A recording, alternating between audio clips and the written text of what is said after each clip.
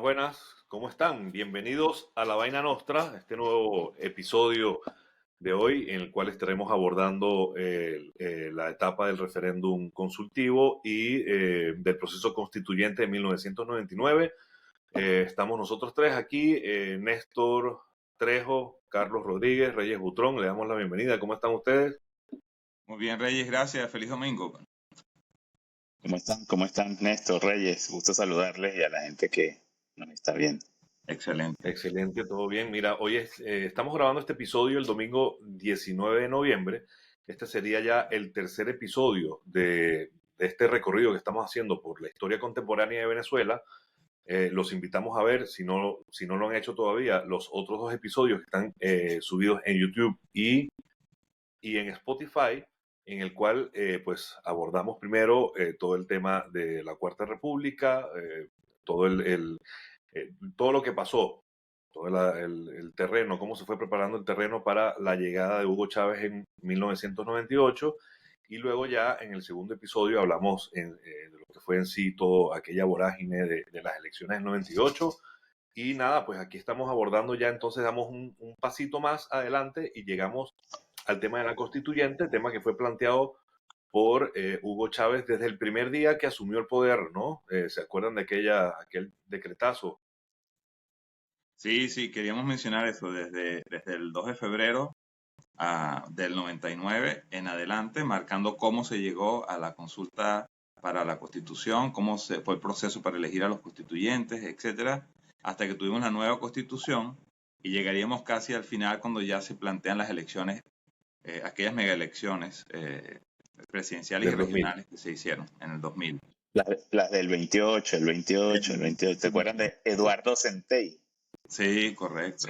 Correcto, sí. Mira, a mí me gustaría pues repasar un poquito, un poco el concepto de la vaina nostra. Nosotros somos tres personas que en algún momento estuvimos vinculadas al tema político, no somos políticos profesionales, sino más bien al revés, ¿no? Somos profesionales que en algún momento nos vimos en la necesidad de entrar en lo político.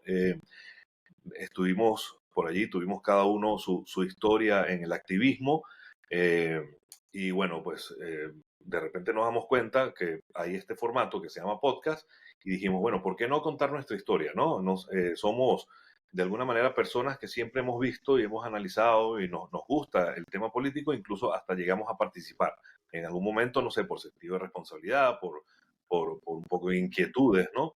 Pero llegados a este punto, ya los tres estamos, digamos, cada uno dedicado a lo suyo, pero seguimos mirando muy de cerca todo el acontecer venezolano y dijimos, bueno, mira, para nosotros poder hablar y poder analizar un poco de lo que pasa en Venezuela ahora, hoy en día, es muy importante que hagamos un recorrido y que miremos qué fue lo que pasó, qué nos ha traído hasta aquí para evitar un poco caer en la tentación de los análisis planos, de los análisis, digamos, emocionales.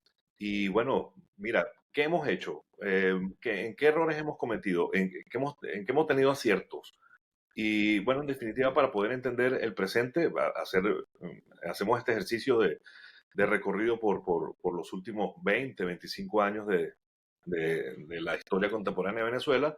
Y bueno, hoy toca entonces hablar de la constituyente. ¿Qué me pueden decir al respecto? Ustedes comentaban en la apertura del programa, si bien se materializa 99, 2000, 2001, digamos, son los años fuertes eso obviamente viene de antes, fue la principal oferta electoral de Chávez.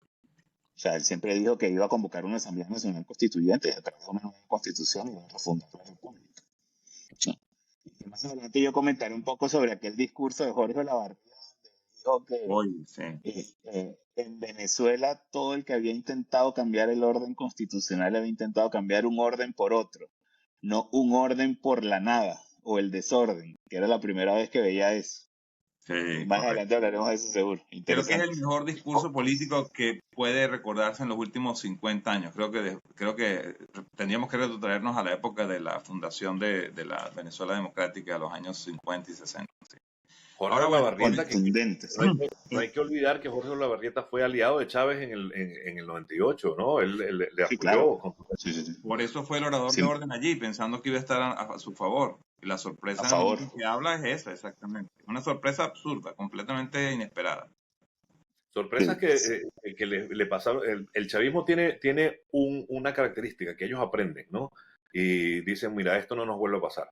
Con lo Exacto, cual, es cierto. todas esas sí, cosas poco a totalmente. poco les va enseñando el chavismo a decir, mira, vamos a tomar este tipo de Bueno, precauciones, vamos a dar, hay que amarrar mejor a la gente, hay que actuar con gente un poquito más, pero bueno, ya iremos hablando de eso.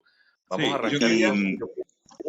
para solo Dime, un terminar, dime. segundito, dime. anécdota rápida. ¿Se acuerdan que Olavarría dando el discurso y Chávez sentado en la tribuna del Congreso leyendo un Leyendo. libro que se llamaba El Oráculo del El Guerrero? oráculo del guerrero, Que sí. lo tuvo un montón de tiempo hasta que salió Boris Izaguirre y dijo, ojo que ese libro es de nuestra comunidad. Nunca Ah, más oí a Chávez decir nada sobre el Oráculo del Guerrero. Mira, pero es que lo vendían en la autopista de Caracas, en los semáforos, empezaron a vender ese libro después de. ah, Era cuando se leía 3 hojas de un libro y para aparentar que sabía. sí. Sí, sí. Ahora fíjense, Chávez llega al poder, como habíamos hablado la vez pasada, y tiene 78, casi 80% de aprobación en el sentido de que la gente lo acepta como presidente. Y eso se suma a lo que habíamos hablado. Chávez tiene un personaje de inmenso carisma. Y la gente tiene un impulso, una necesidad de cambio enorme. El sistema político se siente colapsado, a pesar de que vive su mejor momento administrativo. Si vemos la historia, el mejor momento administrativo son los últimos 10 años antes de Chávez. Y todos los venezolanos recordamos prácticamente con odio esos 10 años, a pesar de que durante esos 10 años resulta que se manejó menos corrupción, más eficiencia administrativa, se construyeron más escuelas, más, o sea, se lograron transformaciones radicales, pero eso no logró calar políticamente y Chávez llega y encuentra un terreno raso para él impulsar la constitución. Él llega con el espíritu del 4 de febrero al punto de que quiere que su juramentación sea el 4 de febrero como para conmemorar el golpe de Estado. Y eso se lo niega porque el Congreso que estaba vigente para la fecha es el Congreso de la Cuarta República, conformado por 2 cámaras, etcétera, con todos los poderes constituidos. Y la oferta que él hace es una reforma constitucional en la cual van a cesar todos los poderes constitucionales. No es aquella reforma en que se mantienen los poderes estatuidos, sino que esta es una llamado originario, es decir, es el poder constituyente originario. Es como si estuviéramos fundando el país en 1811, básicamente, la misma capacidad de definir abiertamente al país. Y ese es el contrapeso que se arma entre los poderes constituidos, el Congreso, el Tribunal Supremo, etcétera, y el status quo, y lo que presenta Chávez como una alternativa, ¿no? Sí, estamos Es hablando de como en un las tiempo cartas, nuevo. ¿no? Exacto, como en las cartas, caída y mesa limpia. Era Exacto. lo que planteaba Chávez. Yo me voy a retrotraer a un comentario que hizo Reyes, si no en el anterior, en el primero que hicimos de cómo llegó Chávez al poder, y tú también señalaste ese comentario, cómo es distinta la visión de quienes vivimos en Caracas, de gente que vive en el interior del país. Y yo creo que había una mejora sustancial, y tú lo decías, Reyes, Néstor ha incidido sobre eso en varios programas, como una mejora administrativa sustancial a partir de la reforma del Estado que permitió la elección de gobernadores de manera directa y la elección de los alcaldes. Entonces yo creo que hacia el interior del país se notó muchísimo ese tema desde el punto de vista administrativo. Tú hablabas del Estado Zulia, hablábamos de los gobernadores y alcaldes como figuras presidenciables, se le quitó al CNDD a su equivalente en Copey aquel dedazo, aquel tema de que decidían quiénes iban a ser los candidatos presidenciales, y de repente llega Chávez y borra todo eso de un plumazo, o promete borrar todo eso, y es una de las Volvemos al cosas que yo, centralismo. sí, volvemos al centralismo, en el caudillismo más absoluto que podemos tener, porque es la palabra de un hombre la que va a terminar forjando todo el proceso de formación del nuevo entramado constitucional y legal del país, ¿no? Bien absurdo, además, cuando lo vemos a la distancia, yo digo, realmente fue muy absurdo que pasara eso, ¿no? Sí, desde ese momento yo creo que lo veíamos como, bueno, había una insatisfacción absoluta, eso ya lo hablamos la otra vez, por todo el proceso de la Cuarta República, todo lo que estaba pasando, el tema socioeconómico, las metidas de pata, la falta de comunicación y de empatía entre el gobierno y la gente, la ciudadanía. Pero la gente normalmente vemos que permanentemente pase lo que pase en cualquier ciclo, cualquier proceso, la gente se queja. La gente siempre ahí satisfechos, de alguna manera es como la naturaleza humana nos lleva a replantear ciertas cosas, pero normalmente lo que se plantea es para mejor, ¿no? Es para mejorar. Mira, hay un sistema que no nos está funcionando. Lo que pasa es que en Venezuela hubo así como que, mira, no queremos saber absolutamente nada, queremos empezar de cero. Bueno, Ajá, pero claro, si tú vas a empezar algo de cero, dime quién va a comandar aquello, ¿no? Y el panorama, digamos, no era muy, Ahora, muy bueno, yo optimista. tiro del hilo de tu argumento antes de darte la palabra, Néstor. Yo creo que sí había, y no sé cómo lo perciben ustedes, sí había un ambiente de que agarrar la hoja en blanco, hacer borrón y cuenta nueva y agarrar la hoja en blanco iba a producir algo mejor de lo que teníamos. Yo creo que había una expectativa un poco infantil de la sociedad, de creer que puedes dibujar una sociedad nueva desde cero en meses.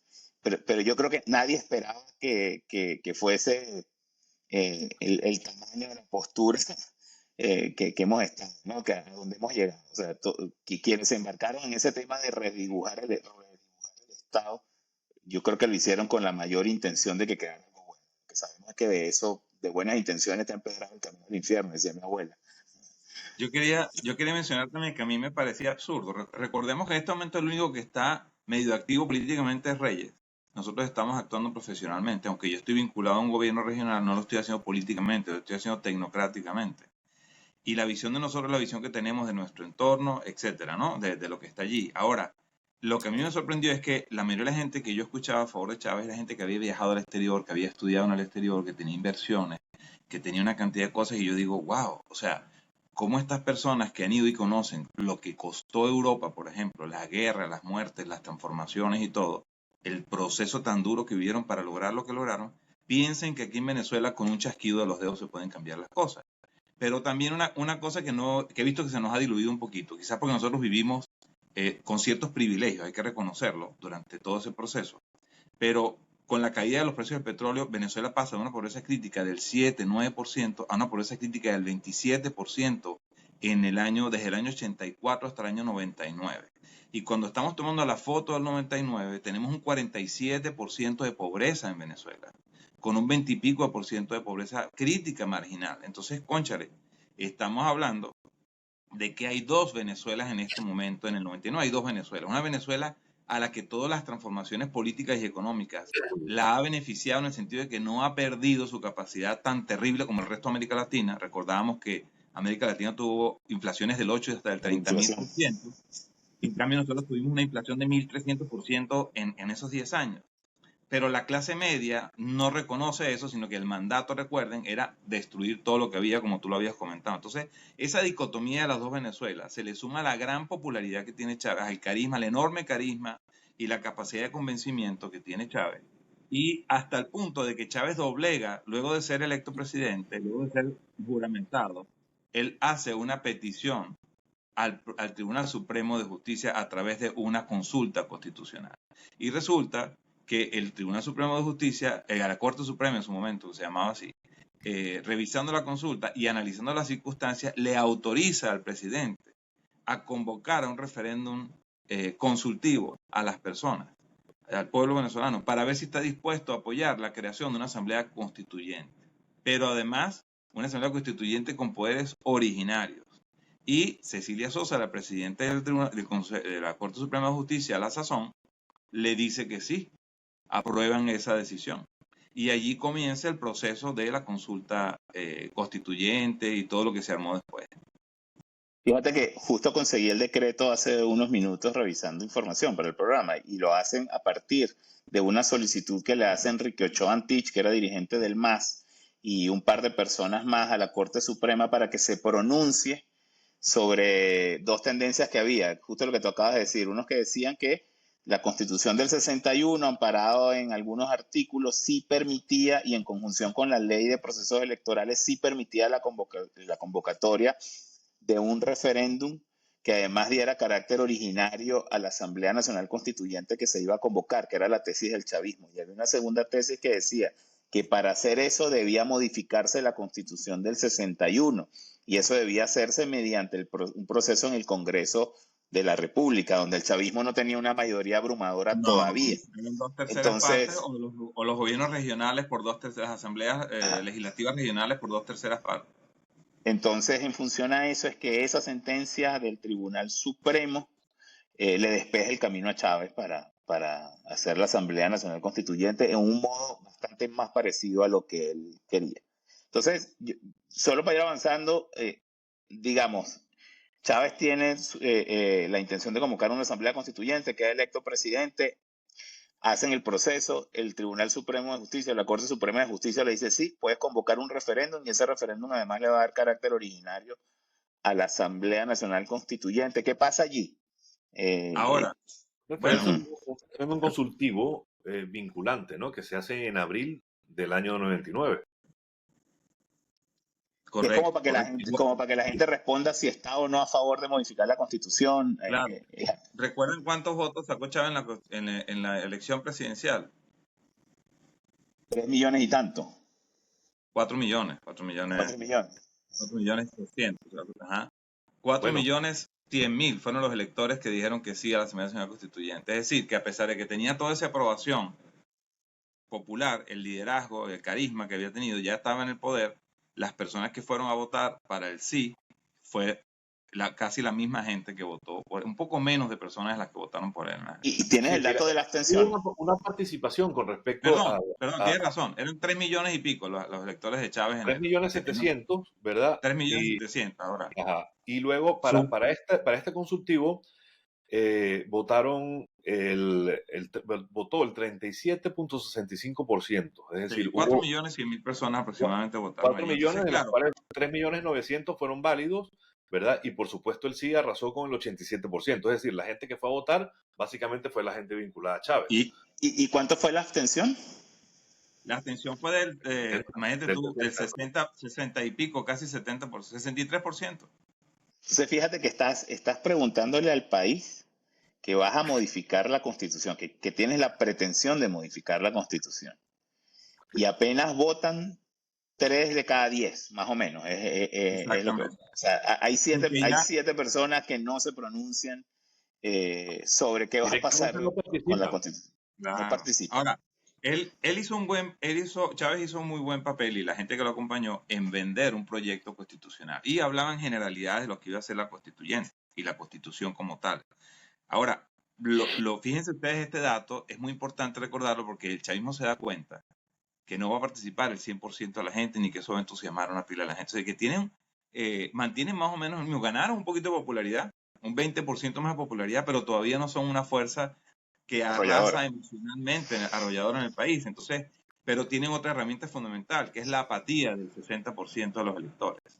Entonces ellos, eso es una cosa que leen muy claro y cuando llaman a las elecciones, se hace a través de un proceso electoral innovador en Venezuela, en el cual se abre la posibilidad de participación a muchas personas, se le garantiza un porcentaje de participación a los indígenas, hay 3 puestos que son garantizados para las poblaciones indígenas, y se llama pues a ese proceso, esa pugna, pero hay un precedente político interesantísimo que también lo toma el chavismo en esas elecciones, y es que David Lipa, creo que se llama el gobernador de Yaracuy, no sé quién lo asesoró, etcétera, o qué mecanismo, sería un mecanismo medio europeo también de participación electoral, se da cuenta de lo que hace el método de Hunt, que es decir, es el método en el cual se garantiza en unas elecciones políticas la diversidad política, es decir, que el que saca menos votos puede todavía participar porque se tiene que ir duplicando la votación cada vez que vas bajando. Es decir, si tú metes un diputado, para meter el segundo diputado tienes que duplicar a la segunda fuerza con los votos que te sobraron. Es decir, si tú ganaste con 500.000 y la otra fuerza sacó 300.000, el sobrante tuyo no te da para meter el segundo. Entra el segundo de la minoría. Y así se va dividiendo y por eso se surte el poder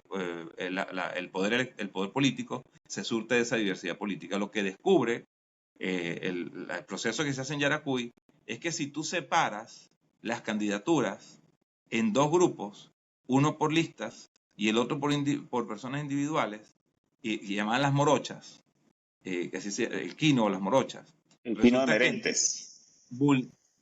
Obvias, eliminas el efecto del método de Hunt.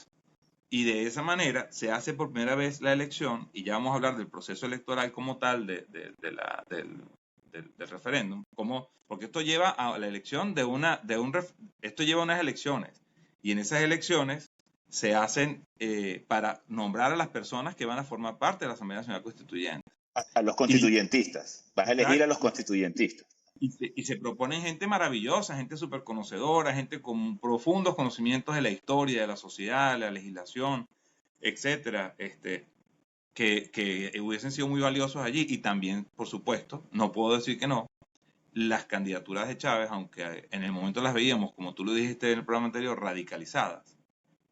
Ahora vemos en el tiempo pasado que eran personas que tenían esa buena voluntad, la mayoría, eran personas que tenían una inquietud social de cambio, eran artistas, profesores universitarios, activistas sociales, etcétera, que terminaron dándole la espalda a Chávez y ya lo explicaremos en un futuro programa, cómo pasó ese proceso, pero que en ese momento eran parte de ese proceso renovador que había en la... Entonces, ese es el ambiente que había. Teníamos la expectativa de que iba a haber un cambio político para mejor, para cambiar los efectos de la Constitución, para garantizar un funcionamiento público. Y resulta que el primer golpe que nos dan es el proceso mismo electoral, que termina arrojando un resultado, o sea, completamente loco. No sé si quieren comentar un poco antes de ir más a los números. Yo tengo un par de comentarios. Voy a retroceder un poquitito y recuerdo como anécdota que la única persona, tiro del hilo de lo que tú acabas de poner sobre la mesa, Néstor, de cómo Chávez utilizó su prestigio personal que tenía en ese momento y la popularidad y la aceptación que tenía para ser el gran vendedor y el gran elector del proceso constituyente, para motivar a su gente, motivar la participación, por lo menos de la parte del electorado que simpatizaba con él. Y eso me lleva a no sé si recuerdan un programa que tenía Oscar Llanes que se llamaba La Silla Caliente. Por supuesto. Y Oscar Llanes agarra a Chávez en la silla caliente y es la única persona que le dice, mire, usted le está mintiendo al país, porque le está diciendo que va a resolver con la constituyente un montón de cosas, pero no le está diciendo los peligros de la constituyente. No le está diciendo al país que usted puede cambiar el formato de elección presidencial y puede alargar el periodo presidencial de 5 a 7, 10, 15 años y con reelecciones indefinidas.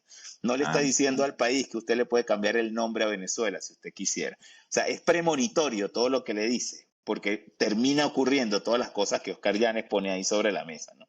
Bueno, o sea, era lo primero que quería comentar. Y lo segundo es, y un poco también de lo que acabas de comentar, Néstor, es que ahí se expresa lo que yo llamaba el chavismo democrático, que sí existió. Y era la gente que gravitaba en torno a Michelena y que gravitaba a algunos círculos de la izquierda, la gente que venía del MAS, alguna gente que venía de círculos de la izquierda no radical, no la gente asociada a Douglas Bravo, sino la gente asociada a una izquierda bastante más, menos carnívora, por decirlo de esa manera, como lo llamaba Pekoff en su libro Las dos izquierdas, una izquierda bastante más civilizada. Que Pekoff es un ícono de esa población, de una población nacida en la izquierda profunda, radical, hasta democráticos. Y convertidos ahora en unos adalides de la democracia impresionante. Pues sí, es que cuando revisas el tema, resulta que el que inventó tú hablabas de las morochas y de toda la estrategia, resulta que quien inventa ese tema es Merente, que después va a ser ministro de Hacienda, que era profesor de estadística en la universidad, creo que era el director de la Escuela de Estadística de la UCB. Y pero el sistema se había implementado en Yaracuy ya. Hace el diseño de cómo debería plantear el chavismo sus candidaturas. Entonces estamos hablando de participación de gente que en ese momento era gente de la sociedad civil, no eran líderes políticos, que se entusiasman con Chávez y le aportan conocimiento, en este caso matemático, para cómo afrontar la elección de tal manera que se quedaran con la mayor cantidad de puestos. Pero yo creo que es un ejemplo bastante relevante de cómo la gente se emocionó con Chávez y se pone a trabajar con él y le aporta un montón de cosas, ¿no? Bueno, ¿y tú sabes por qué no hubo chicharrones adeco ni copellanos? Porque los chicharrones se mudaron para el chavismo.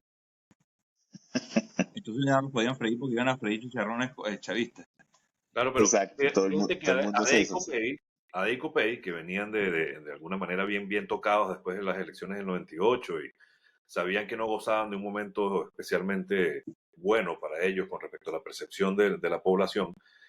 Cuando se hizo el referéndum revocatorio, ellos simplemente dieron libertad a su militancia para que hicieran lo que quisieran. El consultivo. Es consultivo. consultivo. Nosotros tenemos nuestras Sí, reservas, claro. pero no nos oponemos. Es Es decir, que estaban moralmente decaídos, o sea, AD, claro, COPEI y la nueva oposición estaba de capa caída porque básicamente la venida de Chávez al poder implica un arrasaron, como dice Carlos. Fue una caída y mesa limpia. Ahí no no habían quedó terminado en hacer los liderazgo vivo.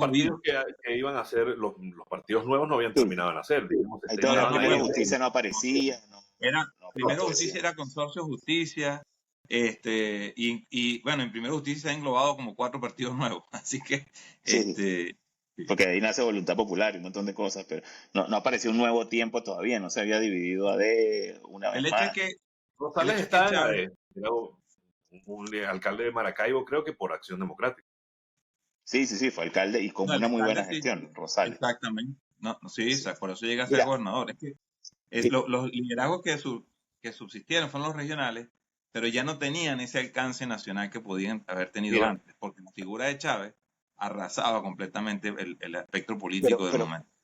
cuéntenos, Reyes, Néstor, cuéntanos qué pasó entonces en la elección de los constituyentistas, cómo se movió eso, cuánta gente sacó el chavismo, cuánta gente sacó la oposición, qué tanto determinó esa vaina después de lo que pasó. esas son las elecciones, Bueno, estamos hablando de las elecciones del 30 de julio del 99, que son las elecciones del ya 99, para elegir a, que- a los para elegir constituyentistas. a los constituyentistas, exactamente. Ajá. O sea, ya la gente le dijo que sí en el referéndum consultivo, sí vamos a modificar la constitución, sí, y lo vamos a hacer bajo los criterios que tú dices. Ahora vamos a elegir los tipos que van a escribir la nueva constitución. Bueno, ¿Qué pasó ahí? se inscribieron cercano de 1.100 personas para la constituyente, de las cuales 900 eran opositores a Chávez. Y Chávez postuló apenas 100 y pico, de los cuales quedaron todos. Para elegir 128, si mal no recuerdo. Se Para elegir postularon 1000 para 128. elegir 128. Exacto. De los 900 que postuló la oposición de ese momento, la gente que no, digamos que no estaba alineada con Chávez, quedaron muy pocos, entre los cuales, pues, por Quedaron supuesto, 7. quedaron 7. Exactamente. De 128, el chavismo tuvo 121, si mal no recuerdo. Incluso Correcto. desbordaron, por ejemplo, la cuota indígena, que eran de 3, al final fueron 5, porque es que fue desbordante todo aquello por este Ah, no me sistema. acordaba de eso. Sí, por este mecanismo. ¿Se acuerdan de Noemí Pocaterra, por ejemplo? Que Sí, era una claro. líder indígena. Bueno, eso me parece que fueron 5. Sí, bueno, lo que estaba contando Néstor, ¿no? Al respecto de cómo fue todo aquel movimiento, toda la dinámica para que aquello desembocara en esa paliza que le dio el Claro, chavismo. pero volvemos a hablar. El chavismo, con el 65% de los votos, se hizo del 92% de los puestos de la Asamblea. Exactamente. Eso Entonces, fue. allí arranca el vicio electoral que se viene repitiendo, y lo voy a traer a colación donde recibe el chavismo un castigo con ese método, porque resulta que el método sirve para el pavo y sirve para la pava. En las elecciones legislativas del año 2015, por eso fue que la oposición apabulló al chavismo, porque en ese caso fue la oposición la que le ganó por 3% más al chavismo, apenas 3%, y con eso metió el 78-82% Dos tercios. de la Asamblea Nacional. Entonces, ahí nació todo ese vicio electoral que se siguió, y se trasladó a las elecciones regionales y todo. O sea, eso fue una metodología política que se vino implantando para quedarse en Venezuela, Bueno. que es completamente destructiva de la diversidad política. Sí. Que recuerden que el eslogan de Chávez era democracia participativa. Y como lo dicen todos los autores históricos y políticos, quien aniquila la diversidad política en Venezuela es Hugo Chávez. Es que yo creo que no lo entendió, porque él habla de democracia participativa. Te participo que lo que vamos a hacer es correcto. tal vaina. Exacto. Mira, Ese es el tipo de participación. Entramos, Sí. ya tenemos a los constituyentes elegidos, ¿no? Y entramos ya en el proceso de construcción de esa nueva constitución, ¿no? Eso se hizo entre agosto, empezó, digamos, en agosto y hasta el aprobatorio de diciembre. Del 15 de Sí. diciembre, que ya hablaremos, aquel 15 de O sea, diciembre en que 5 fue... meses, en 5 meses hacen una constitución. Sí. Exacto. Una Sí, constitución. que se extendió el plazo, porque se supone, ahí fue un dimi direte que se generó, porque la Constitución tenía un plazo, pero si no cumplían ese plazo, ese otro rollo jurídico que se generó, supuestamente iba a quedar disuelta la Asamblea Nacional Constituyente y no iba a lograr su cometido. Entonces lo que hizo la Asamblea Nacional Constituyente fue derogar los poderes constituidos, es decir, destituyó al Tribunal Supremo, a la Corte Suprema de Justicia y desarticuló al Congreso Nacional, El dejando Consejo una Nacional pequeña, Electoral. y el Consejo Nacional Electoral, generando sencillamente una comisión legislativa que no hacía nada realmente, todo El lo hacía la Asamblea Congresillo. Nacional. El Sí. Congresillo, exactamente, el Mira, Congresillo. Entonces, ajá, dime. un tema, Reyes y Néstor, importante, a ver cómo lo ven ustedes. Tú sabes que uno lee que es una constitución. Básicamente es como el contrato que los ciudadanos de una sociedad establecen como norma de convivencia. Sí, mira, estas son las normas básicas bajo las cuales nos Sí, vamos un a acuerdo de entender. convivencia, exacto. Un El acuerdo de contrato convivencia. social. Exactamente. ¿Qué futuro podría tener o puede tener? Y me gustaría que reflexionara un poco sobre eso. ¿Qué futuro puede tener una constitución por muy buena intención que tú tengas si está hecha en una distribución en la cual 121 personas de 128 que la escriben pertenecen a una misma parcialidad política? O sea, ¿cómo puedes garantizar ahí? ¿Qué probabilidad había que garantizar que ese contrato social que saliera de ahí fuese un acuerdo donde pudiéramos sentarnos todos?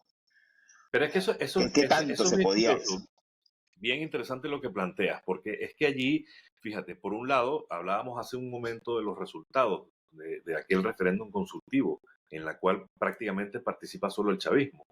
Entonces, por un lado, hubo un descuido o un abandono de buena parte de la sociedad civil que no estaba de acuerdo con aquello, en vez de participar para decir que no, simplemente no participaron. Entonces dejaron ese espacio abierto para que pasara lo que luego vimos que pasó.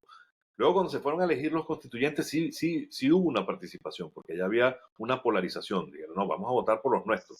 Pero gracias a ese mecanismo de elección, pues ya sabemos, como dice Se Néstor, que vulneró el derecho de la gente, exacto.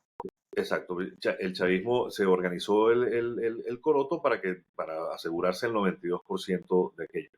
Pero es que luego, como tú dices, Carlos, pensábamos en aquel momento que la constitución que estaban redactando era una constitución a medida del chavismo, y resulta que luego vimos, y ya iremos hablando de eso, pero luego vimos que el chavismo fue el primero a empezar a violar la constitución que ellos se habían hecho, o que ellos le habían hecho al país, la empezaron a vulnerar hasta el punto que en el año 2006 Chávez hizo un referéndum para intentar modificarla. Es decir, no les fue Ah, suficiente lo que ellos hicieron en ese momento, porque seguramente todavía venían con cierto carácter democrático, y Chávez estaba rodeado de gente que de alguna manera estaba vinculada al tema democrático más que el autoritario, ¿no? Entonces, sí. bueno, Pero el proceso fue un poco ingenuo, Reyes, en el sentido siguiente, fíjate. El liderazgo de Chávez tiene un peso moral en la gente que está siendo electa, porque la gente electa está electa en el portaaviones de Chávez. Y la mayoría de la gente está dispuesta a ver no cómo congraciarse, sino cómo cumplir el mandato que Chávez quería que se le hiciera en su constitución. Pero en la parte de redacción están Escarrá, que se llama, el señor no, Escarrá Hernán y Escarra. Y Hernán Carlos Escarrá Escarra, el hermano. y Brewer Caría, entre otras personas que participaron en la parte técnica de la redacción.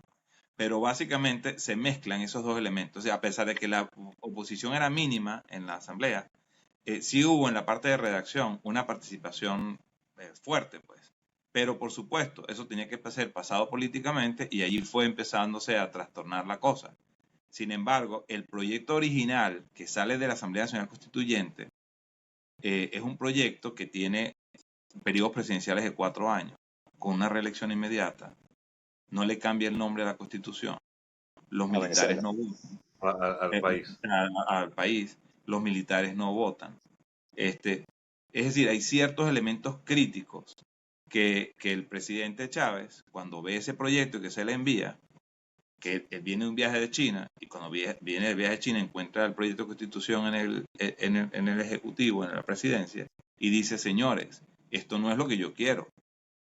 Yo necesito que ustedes cambien esto, y le manda la lista de modificaciones indispensables, son como 15, creo, si más no recuerdo yo.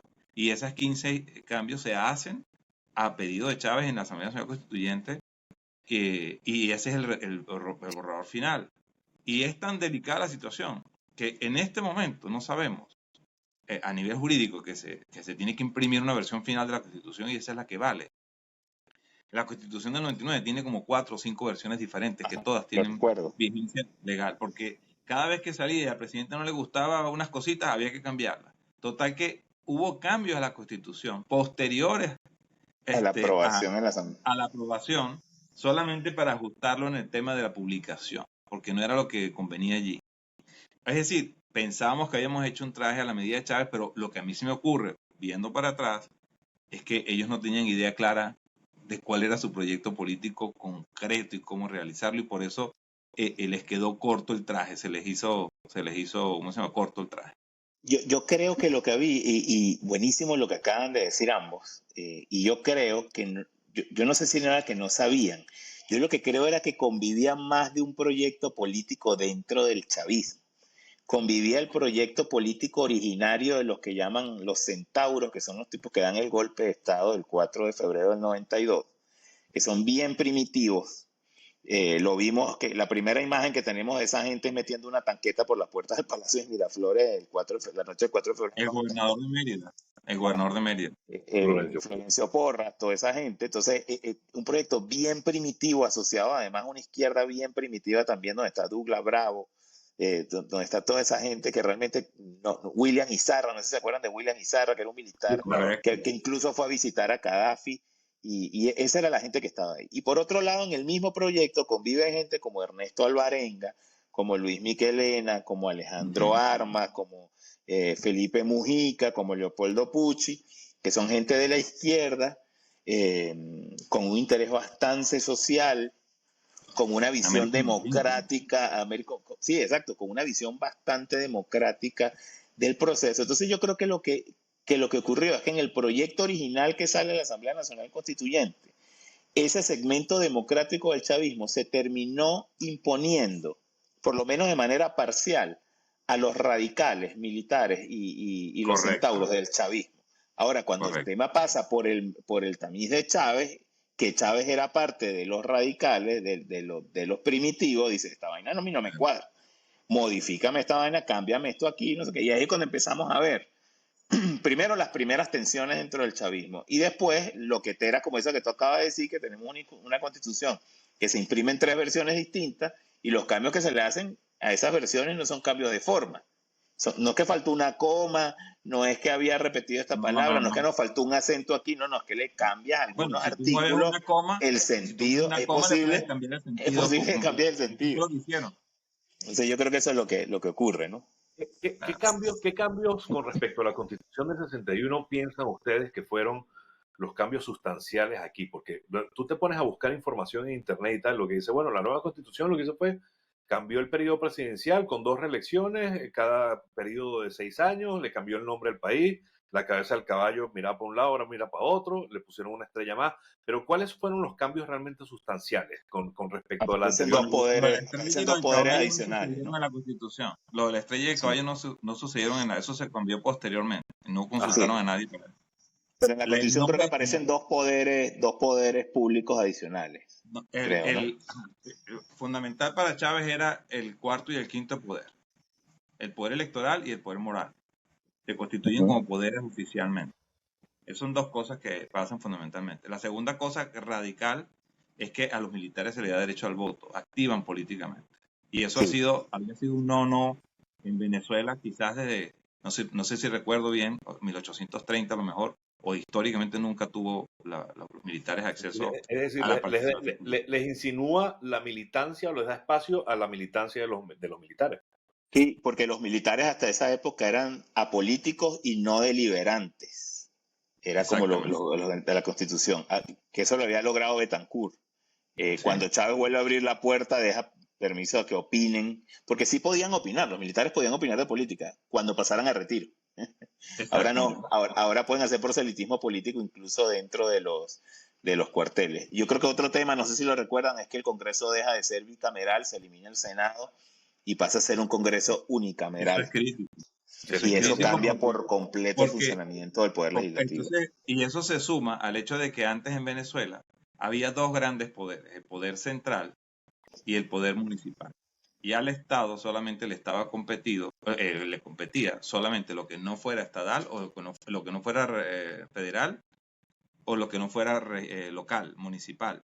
Entonces había una competencia residual de los estados.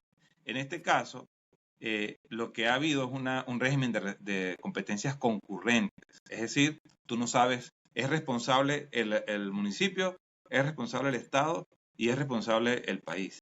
Y yo como abogado me di cuenta en el ejercicio práctico que cuando tú le preguntabas a la gente, a tus clientes, a las compañías, etcétera, la gente, incluso desde antes de la Constitución 99, le achacaba al municipio el mal funcionamiento de cosas que eran del poder federal. Y recuerden, una cosa que se quería cambiar con la Constitución era que el gobierno nacional administraba más del 98% de los recursos nacionales. Y esta Constitución profundizó absolutamente el control del gobierno nacional sobre el resto de las instituciones políticas del país. Los municipios, por ejemplo, si un municipio o un estado querían hacer una mancomunidad de municipios, querían hacer una autopista o un túnel o un puente o una represa, lo que sea, estoy exagerando lo de la represa, pero quiero decir una obra de infraestructura grande, podían ir a pedir financiamiento internacional y hacer una licitación. Eso se acabó completamente con la Constitución del 99. Es decir, mientras se quería que hubiese más poder en la región, lo que hizo el proceso constituyente fue confiscar el poco poder que tenían las regiones y las localidades y lo centralizó todo a través del gobierno nacional. Todo Porque ese, se todo ese revirtió. impulso, exactamente, eso iba a decir, se revirtió todo el impulso que de alguna manera durante el gobierno de Caldera y CAP se impulsó para darle más potestad a las regiones, ¿no? Volvemos al centralismo, es decir, volvemos a la figura presidencialista en la cual, bueno, decidía prácticamente desde Caracas cómo se hacían las posetas y los baños en las escuelas en el interior del país. Entonces, bueno, de alguna manera, todo ese proceso constituyente tendría que haber sido aprobado luego, ¿no? Es decir, la gente tenía que decir, mira, sí estoy de acuerdo con todos estos cambios, estoy de acuerdo con este nuevo orden jurídico.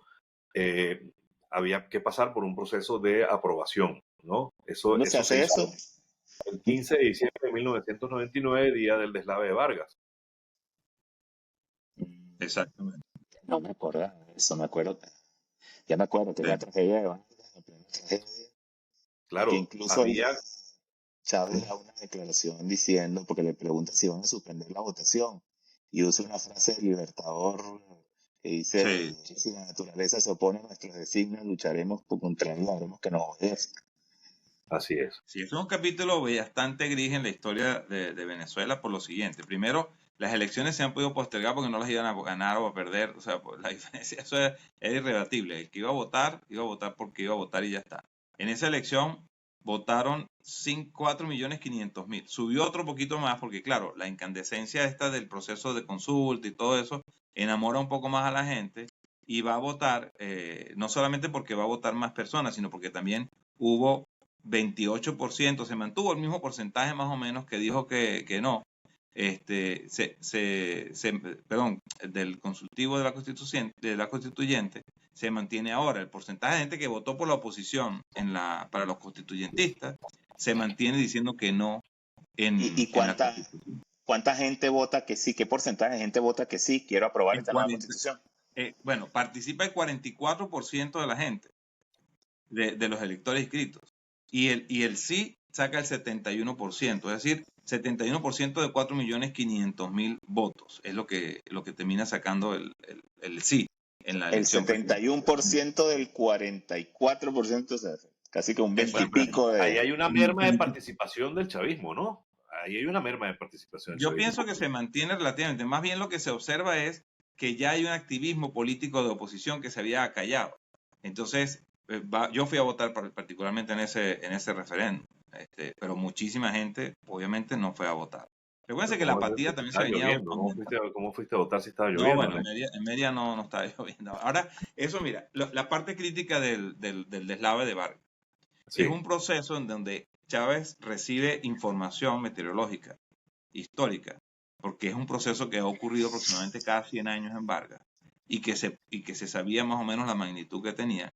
Y nadie habla de eso, de que por lo menos en el sector de Vargas se ha podido suspender la elección y mandar a evacuar. Pero el problema no era suspender elecciones, no, era la evacuación obligatoria que había que hacer de toda esa región. Y no se hizo, no se hizo. Las fuerzas de inteligencia habían advertido al presidente que tendrían que evacuar o de la magnitud del daño que se iba a causar. Pero fíjate, las consecuencias son terribles en este sentido. Las cifras oficiales de muertos, si mal no recuerdo, apenas superan los 3.000 fallecidos en esa tragedia. Sin embargo, la Cruz Roja, que tenía una actividad muy potente en esa zona, porque donde estaban los asentamientos informales de Vargas, estaban una cantidad de gente de Perú, Ecuador, haitianos, etcétera, que vivían informalmente en esa zona y que no formaban parte del censo, no tenían partida de nacimiento, no tenían cédula, no estaban Residencia, cuantificados. Y según los reportes que yo recuerdo, no los he podido revisar nuevamente, pero sí yo recuerdo leer de que la cifra de muertos oscilaba entre 15 y 20.000 personas que habían fallecido. Yo he leído eso también. En esos Pero ahora, eventos. fíjate una cosa, el gobierno sabiendo aquello, porque de alguna manera lo sabían, que se estaban conformando las vaguadas con todas las lluvias que no paraban y no paraban y no paraban. Oye, ¿cuál era el apuro? No se podía postergar un mes, 15 días y ocuparse de aquello. ¿Por qué esa ansiedad y ese apuro de Chávez? ¿Qué pasaba allí Era la concreción, yo creo que era la concreción de su necesidad política. Quiero decir, él venía pero no teniendo una podía ser popularidad postergada un relevante. mes, 15 días?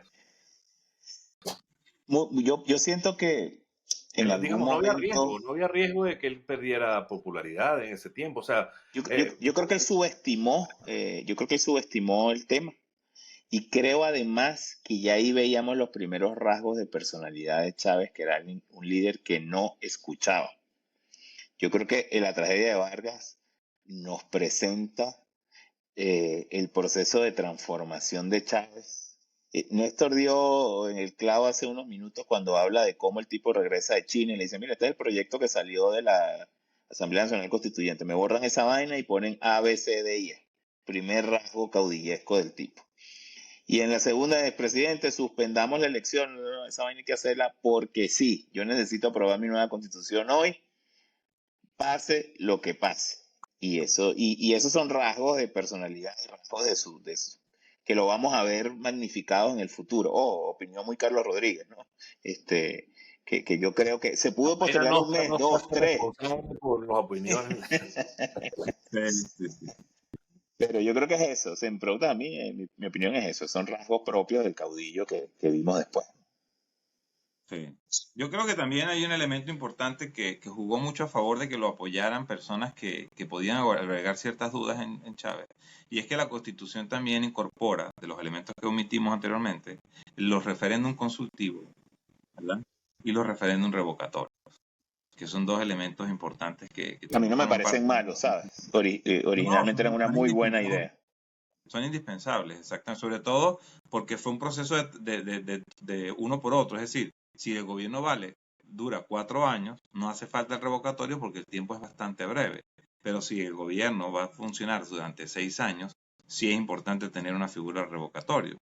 Lo que no sabía la gente, se lo expliqué yo a familiares en ese momento, es que tú no estás en Suiza, ni estás en Noruega, estás en Venezuela. Y como lo hemos dicho varias veces, el partido de gobierno en Venezuela es el dueño de la empresa que produce más del 80% de los ingresos fiscales del país. Entonces, cuando tú tienes un poder de ese tamaño, donde el gobierno central administra el 92, 96% de los ingresos públicos, cuando tiene poder sobre la empresa que le genera por lo menos el 60, 70% de los ingresos fiscales, ¿de dónde vas a tener tu poder para revocar a nadie? Y eso se demostró en menos de 3 años, 4 años, en el 2004. Ya hablaremos de eso. Ya hablaremos también de ese tema. Vamos a hablar del y hablaremos de cómo activaron. Pero fíjate, acuérdate que ahí hubo una iniciativa, creo que por parte del recién nacido Primero Justicia, son los que promueven el tema del revocatorio, en un momento en el cual Chávez no estaba muy bien popularmente hablando, o sea... Sí, eso lo vamos a hablar con detalle. Cuando hacen lo del revocatorio, las estadísticas dicen que lo iba a perder de calle y se inventan las misiones para cambiar todo Y y durante el atrasan año el de la campaña, revocatorio hasta que ese efecto de las misiones hasta que el hubiese efecto de hecho las el efecto. misiones. No, Ya, ese ya programa se también va a está, estar bien interesante. exactamente, ese Esto. programa tenemos que madurarlo para hablar en Mira, detalle. entonces, el tipo ap- convoca una constituyente. La Corte Suprema de Justicia le dice que tiene carácter originario. La Asamblea Nacional Constituyente tiene el 94% de los constituyentistas. Le hacen la constitución. Le llevan el borrador. Dicen, modifíqueme las vainas que quiero que modifiquen. Se la aprueban. Pasa la tragedia de Vargas y ahora el tipo tiene una constitución, tiene una aprobación gigante. ¿Qué pasa ahí? ¿Qué viene después? ¿Qué hizo? Mega Ve, elecciones. el llamado a las elecciones generales. Okay. Se va a quitar encima todos los poderes públicos que no están a su, se va a quitar encima el Congreso, se va a quitar encima la Corte Suprema de Justicia, se va a quitar encima el Consejo Nacional Electoral, ¿no? Es Se decir, va a mira, renovar todos los poderes públicos. lo que elegimos en el 98 resulta que ahora creo que nos va a venir mejor, así que vamos a volver a elegir gobernadores, alcaldes, diputados. Ahí hay un borrón y cuenta nueva, o sea, ahí se consuma el borrón y cuenta nueva y además que empieza a contar el gobierno de Chávez, esos nuevos 6 años de periodo presidencial, empiezan a contar desde 2000 y ya había cierta ansiedad por parte del país que no estaba de acuerdo con Chávez y recuerdo que mucha gente dijo, vamos a empezar de cero otra vez y estábamos esperando que el 98 tendrían que haber habido elecciones presidenciales otra vez en el 2003, si no me equivoco, ¿no? Que era de alguna manera, claro, los que veníamos en la cabeza con esa dinámica de que cada 5 años se cambiaba de papel, de presidente, entonces ahora resulta que a 3 años de salir de Chávez, empezábamos otra vez y no quedaban 3 años, sino 6. Empezamos de ¿No? cero. En aquella sensación que nosotros teníamos, porque luego vimos que no fueron 6, ni han sido 6, pero es un poco una de las Un cosas. cerdo así. Y se va Chávez, dentro de la elección presidencial es Chávez contra un antiguo compañero de armas, Francisco Arias Cárdenas. Correcto. ¿No? Francisco Arias Cárdenas, digamos, representó no a la oposición, sino representó a la gente que no estaba de acuerdo con Hugo Chávez en aquel momento, porque recuerden que Arias Cárdenas no fue apoyado por los partidos tradicionales, sino solo por la causa R, es decir, AD y COPEI y los partidos nuevos de oposición que no terminaban Bueno, de hay una nacer. coalición. Sí. Había una coalición en torno a Arias Cárdenas entre los cuales no habían partidos de oposición. Sí, Pero mira En esa mira los elección, nombres. en Izquierda ese, Democrática, Movimiento Integridad Nacional, Movimiento por la Democracia Directa y Bandera Roja. Estos eran esos los son que los que apoyaban apoyan a Arias Cárdenas. Sí. a Arias Cárdenas en esa Y la elección. causa No, R, en esa creo, ¿no? elección hay 3 candidatos.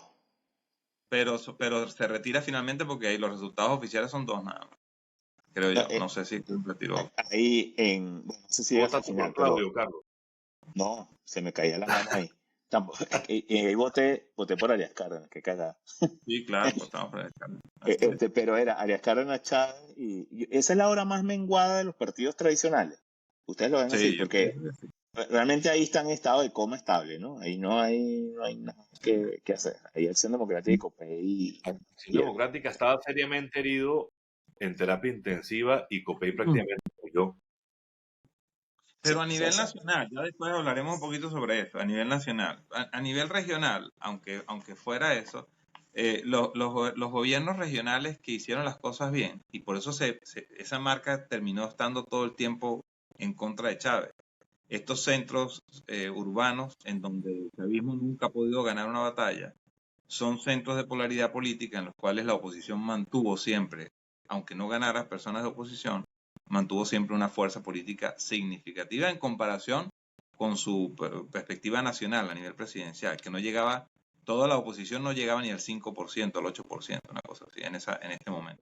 Sin embargo, Ahora, fíjate, los resultados fueron los siguientes. Chávez sacó un 59%, y ahí empezamos, yo creo que esa es la primera vez que empezamos con el 60-40. ¿No? El 60-40, sí. Chávez sacó 3.700.000 votos. ¿Cuántos había sacado en el 98? 3.600.000, ¿no? 3.400.000. Sus electores, esa va a ser la base del chavismo de aquí en adelante, ¿no? Esos 3 millones de tantos. Y la coalición en torno a Arias Cárdenas sacó 2.359.000 votos. Que ahí vota mucha gente de la oposición. De 1,5 millones. Exacto, pero ahí vota mucha gente de la oposición que ya no se ve representada. El 90% de la oposición no está representada por nadie. Y van a votar allí por no votar por Chávez, obviamente. Sí, Ujú. de hecho, Entonces, el único estado donde no ganó Chávez fue en el Zulia. el Zulia. Pero tú Ah, ves, ok. fíjate cómo va subiendo la oposición también. Venía de ser la nada, después fue el 19%, después fue el 29%, ahora es el 37%, que se Pero le ahí llevó están como un cambio acéfalos, en la ¿verdad? elección. Porque ahí yo no recuerdo de esa época un líder opositor No, relevante. O sea, porque todavía los líderes que salen después, o sea, que Enrique Capriles, Leopoldo López, No, nada de eso. el mismo, ¿cómo se llama el gobernador de Zulia? Manuel Rosales. Manuel Rosales. Rosales, no, nada. Ahí todavía no aparecen, Era no alcalde, aparecen por lo menos desde el punto de vista nacional. era alcalde. Ahí van subiendo, pero como un crecimiento orgánico Claro. acéfalo, porque la oposición va subiendo sin tener un líder claro, ¿no? No, pues imagínate que hasta tal punto de que el representante de la gente que estaba en contra del proyecto de Chávez era un ex compañero de Chávez, ¿no? Que Ajá, luego después exacto. volvió al chavismo. El Luego chavismo volvió lo al ocupa chavismo. todo. Ahí, el Ahí chavismo pareciera mismo, ocupar seis toda la meses. representatividad Pero es que en este momento el chavismo logra todo su propósito, porque además, Eso como lo ellos. han querido hacer, como lo han querido hacer durante el tiempo posterior, esta oposición era parte del chavismo que no estaba de acuerdo con Chávez. Entonces, chavismo eh, disidente. el chavismo disidente. Entonces, esto es lo que básicamente quisiera ver retratado el chavismo en todo su proceso político posterior, porque le sirve para combatir democráticamente, entre comillas, legitimarse democráticamente, pero no tener una amenaza formal, ideológica o una alternativa realmente. Y si la hubiese y pudiera ganar, es del mismo lado, ¿entiendes? Ok.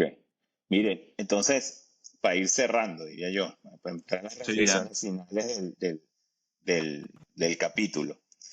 Yo creo que Chávez empieza a vivir las mieles del poder, porque no hay nada, decía Henry Kissinger, que no hay más afrodisíaco que el poder. Empieza todo el mundo a enamorarse de Chávez, obviamente tiene el poder, ya relegitimó el Congreso y tiene obviamente una posición bastante mejor, incluso creo que tiene mayoría, simple, Y eh, manejan el marketing presidencial de una manera exquisita y ya Chávez pasa de ser genial, un líder nuevo con origen dudoso, dudoso a ser ya, a empezar ya el a gran postularse al elector, yo. el gran Empieza a elector. postularse a ser El gran un gran elector, claro que exactamente. sí. Entonces, Tiene bueno, en el todas las Empieza próximo, una carrera gobernaciones nacional. tiene un montón Yo de viajaba, gobernaciones y alcaldías, ¿no? pero Además, no sí, solamente a nivel nacional. Yo viajaba en el exterior bastante en ese momento, en esa época, y donde tú ibas, tú decías, ¿de dónde es tu venezolano? Chávez, Chávez. O sea, se convirtió en una vedette internacional políticamente hablando. mira, así Chávez es. era el Bukele de esa época, porque ahorita el que ocupa ese lugar en Latinoamérica es Nayib Bukele. Para donde tú vas, Claro. la gente habla Eh, de eh, Nayib Bukele. digamos, Correcto. el show business, ¿no? También un poquito había un poco de eso y ellos lo manejan de manera exquisita, pero Chávez se quiere hacer un traje a la medida con la constituyente del 99, pero termina imponiéndose a sí mismo una camisa de fuerza, de la cual los siguientes años va a tratar de liberarse. No, yo solo quiero decir que necesito que lleguemos rápido al programa de abril del 2002, porque eso que acaba de Ajá. decir Néstor se queda súper reflejado en el golpe de Estado de abril del 2002 y todo lo que pasa. Yo creo, y era donde tú ibas, Reyes, de que vamos a hablar en el siguiente programa. Estamos parados en el año 2000, ¿verdad? Yo pienso 2000, estamos parados en el año 2000.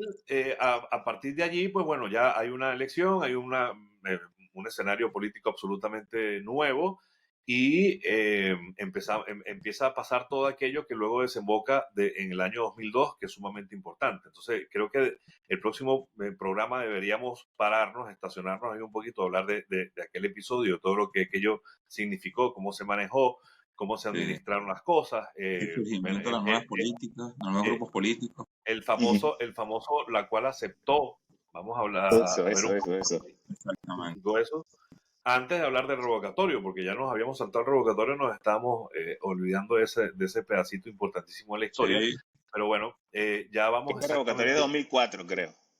el sí, ese es otro 2004. tema solito también, revocatorio, porque Ok, es No, bastante. entonces el siguiente, ahí hay mucho jugo porque yo creo que en el revocatorio ya se empieza digamos, a encaminar un poquito el panorama actual.